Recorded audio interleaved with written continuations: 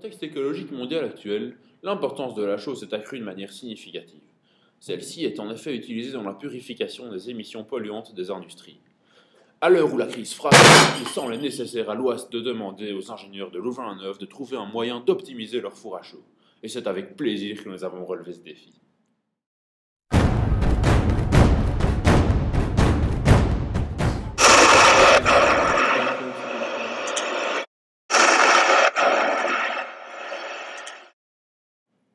Afin de réaliser ce défi, nous avons étudié la transformation du calcaire en chaux, grâce au four à chaux Mars. Le chemin du calcaire jusqu'au four n'est pas simple.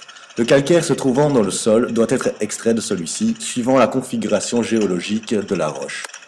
Le calcaire à état brut est acheminé par camion de 100 tonnes jusqu'à l'usine où il est lavé et traité. En effet, il est inutilisable à l'état pur, car il contient des impuretés telles que l'argile et le schiste. Lorsque le calcaire est débarrassé des impuretés, il est broyé en différents calibres suivant la qualité de chaux attendue par le client. Enfin, le calcaire est amené dans le four par l'eau de celui-ci. Il le remplit à 50% de son volume.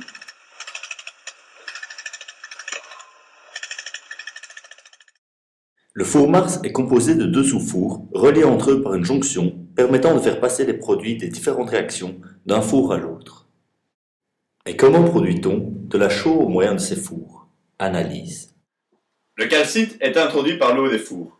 Pour que les calcinations et donc production de chaux, il est nécessaire d'apporter de la chaleur. La chaleur est fournie par la combustion de la biomasse. Une combustion nécessite de l'oxygène, apporté par l'air, introduit par l'eau des fours. Le N2 présent la base dans l'air, le CO2 et l'H2O produit la réaction, sont injectés via le conduit dans le deuxième four. Intéressons-nous maintenant à la colonne de gauche et, plus particulièrement, regardons ce qu'il advient de notre calcite. Après une phase de préchauffage dans le tiers supérieur de la colonne, celle-ci calcine sous l'effet de la chaleur générée par la combustion de la biomasse. Cette calcination produit elle aussi du CO2 qui s'en va à son tour rejoindre les autres gaz par le conduit central. On obtient donc de la chaux dans le bas de la première colonne.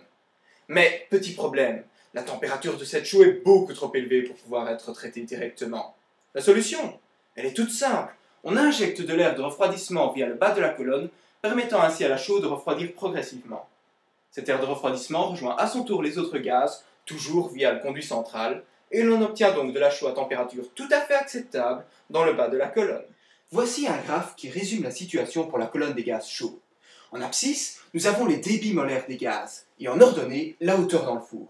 L'azote, dans les deux tiers supérieurs du four, est proportionnel à la quantité d'air de combustion introduit, tandis que dans le tiers inférieur, il dépend de l'air de refroidissement.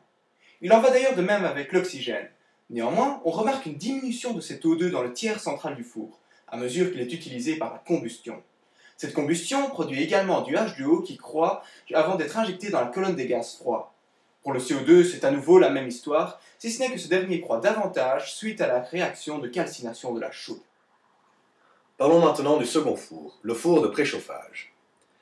Dans celui-ci, il n'y a pas de combustion, mais grâce à la jonction, les gaz chauds du four de cuisson pénètrent dans celui de préchauffage. Ces gaz chauds, arrivés dans le second four à une température de 900 degrés, traversent la calcite qui s'y trouve. Dès lors, l'apport de chaleur déclenche la calcination des pierres et la transforme en chaux. Cette réaction provoque un dégagement de CO2 supplémentaire. Et, de la même manière que dans le premier four, de l'air est injecté par le bas pour refroidir la chaux. Résumons la situation pour la colonne des gaz froids. On retrouve l'oxygène et l'azote issus de l'air de refroidissement. Par la suite, l'adjonction des quatre gaz induit une augmentation de leur débit. Il ne reste plus alors qu'à tenir compte de la calcination qui libère du CO2. Nous vous avons présenté un cycle du four Mars. Mais dans la réalité, chaque quart d'heure, le four de cuisson devient le four de préchauffage, et inversement. Ceci afin de garder une température constante de 900 degrés Celsius dans tout le four. C'est par ce procédé ingénieux qu'un four Mars produit 600 tonnes de chaux par jour. Notons que la combustion de la biomasse est privilégiée à celle du méthane pour des raisons écologiques. En effet, le méthane est un produit fossile. Ah non! De toute façon, elle était mauvaise.